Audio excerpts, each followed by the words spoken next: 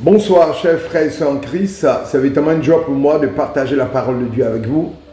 Michael Bougui, votre humble serviteur, disciple de Christ avant d'être serviteur du Dieu vivant. Ce soir, nous allons prêcher sur les signes qui vous montreront que Dieu est sur le point de vous utiliser puissamment pour sa gloire.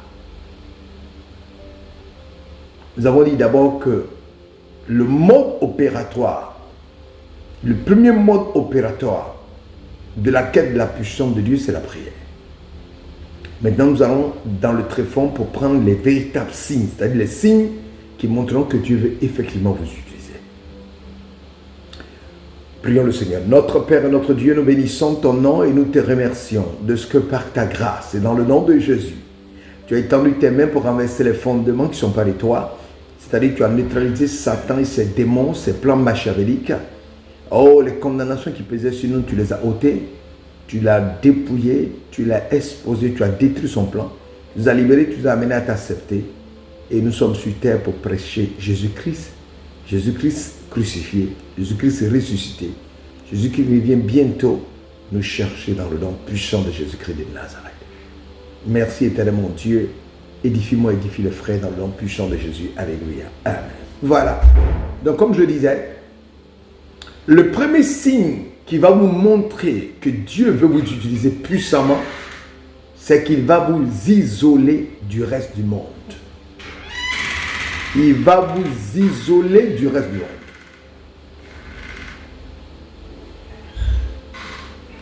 Effectivement, le premier signe qui montrera que Dieu veut vous utiliser puissamment en libérant une puissance ou bien une puissante onction dans votre vie, c'est que vous commencerez par être isolé de tous par Dieu.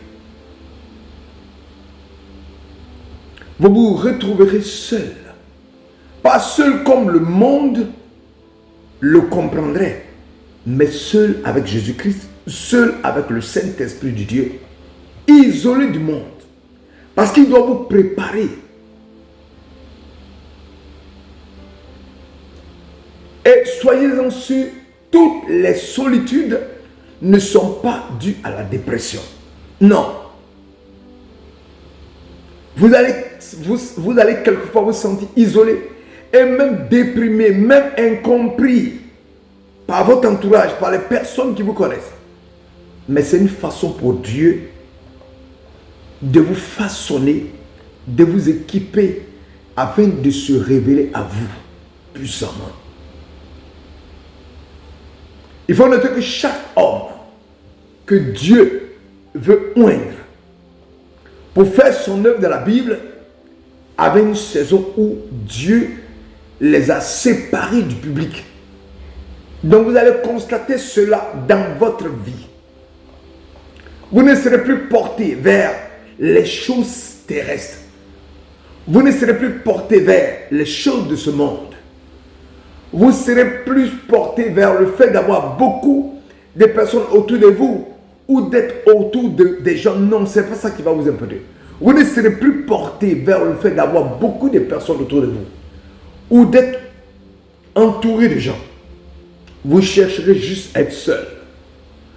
Vous voudrez juste être seul en communion avec le Saint-Esprit. Parce qu'il faut que vous soyez isolé pour que Dieu puisse travailler sur vous et vous disposer maintenant à revenir dans ce monde-là pour opérer dans le surnaturel. Vous voyez, les choses ordinaires ne vont plus vous intéresser. Vous serez plus porté vers les choses célestes, ce qu'on appelle les choses extraordinaires. Votre mental va commencer à changer sous la puissance du Saint-Esprit. Votre façon de raisonner va changer sous la puissance du Saint-Esprit. Vous constaterez que Dieu est en train de vous révéler de grandes choses à faire pour son œuvre. Effectivement, Dieu sera en train de se révéler à vous de façon inhabituelle. Comme exemple, nous avons la vie de Paul. La Bible déclare que l'apôtre Paul a rencontré le Fils de l'homme. L'apôtre Paul n'a consulté aucun être humain. Il est allé à la montagne d'Arabie. Il a passé 3 ans là-bas. C'était une saison d'isolation. Galatiens chapitre 1 à 17. Galates 1, 17. Je ne suis point monté à Jérusalem vers ceux qui étaient apôtres avant moi, mais je suis parti pour l'Arabie, puis je suis retourné encore à Damas. Quand nous analysons ce verset, prenons les quelques points clés de ce verset. Il y a d'abord le voyage en Arabie. Ce voyage est mentionné nulle part ailleurs dans la Bible, ce qui en fait un événement unique dans la vie de Paul. À part l'endroit où il est mentionné, il n'est pas mentionné ailleurs. Le deuxième point, c'est que Paul refuse de consulter les autres apôtres immédiatement. Paul ne cherche pas immédiatement la validation de son apostolat auprès des autres apôtres. Non. Il opte plutôt pour l'indépendance de son ministère. Ce voyage souligne l'indépendance de Paul dans son ministère, qui est directement révélé par Dieu. Il faut le préciser.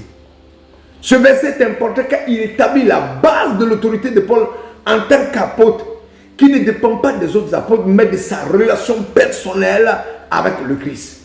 Donc lorsque vous serez isolé, vous avez besoin d'une relation personnelle. Vous avez besoin que Christ vous équipe, que l'Éternel vous équipe.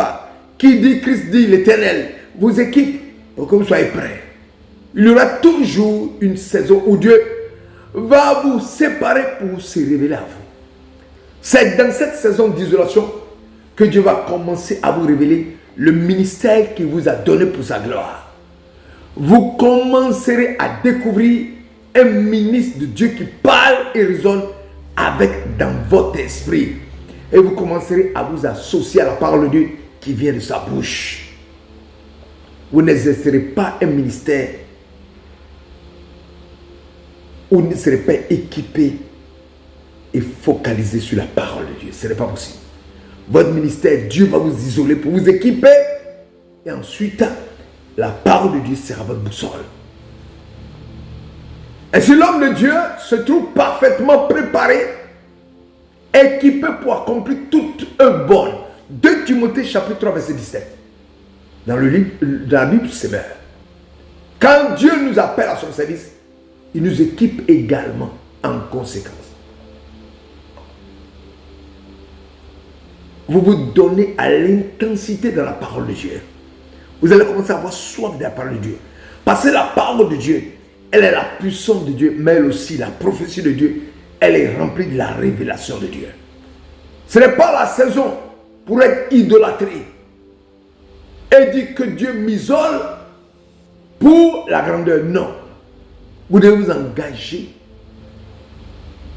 à être isolé pour attendre ce qui vient de l'Éternel à travers son Saint-Esprit. Vous allez passer du temps à prier en étant isolé.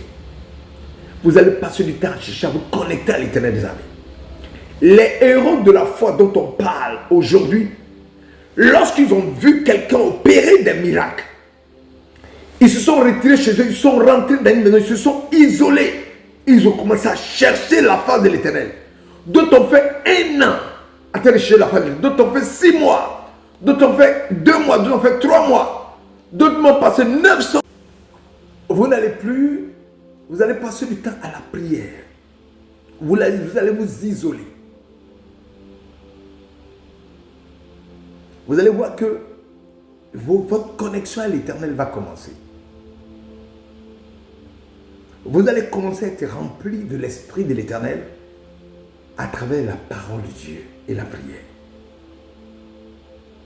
Votre vie va commencer à se transformer. Vous n'allez plus raisonner comme avant. Parce qu'en vous isolant, Dieu a le temps de vous équiper et de vous préparer. Donc le premier signe qui va vous montrer que Dieu veut vous utiliser puissamment, c'est qu'il va vous isoler. Vous risquez de ne même plus avoir des amis.